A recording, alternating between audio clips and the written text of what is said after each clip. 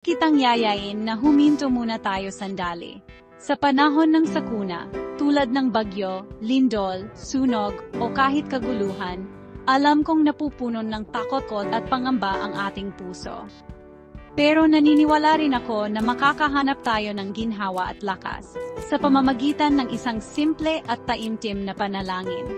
Amang nasa langit, lumalapit po ako sa iyo ngayon, nang may pag-asa at pagtitiwala. Ikaw po ang aking kanlungan at lakas, lalo na kapag pakiramdam ko ay puno ng kawalan ng katiyakan ng lahat.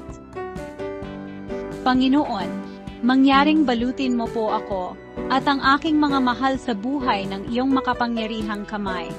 Ilayo mo po kami sa kapahamakan, at tulungan mo po kaming manatiling alisto at handa.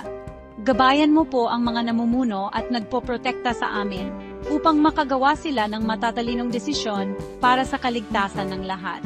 Kapag sinusubukan akong daigin ng takot, ipaalala mo po sa akin na lagi kang malapit.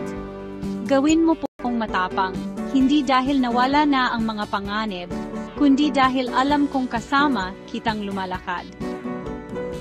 Para sa mga nasaktan o nawala ng lahat, palibutan mo po sila ng pagmamahal at ginhawa, sa pamamagitan ng mga taong nagmamalasakit at handang tumulong. Patawarin mo po ako sa mga panahong hindi ko pinahalagahan ang kapwa o ang kalikasan. Turuan mo po akong maging isang mabing katiwala at hanapin ang kapayapaan, kahit sa gitna ng kaguluhan. Punuin mo po ang aking puso ng pag-asa at katatagan. Hinihiling ko po ang lahat ng ito sa pangalan ni Jesus. Amen.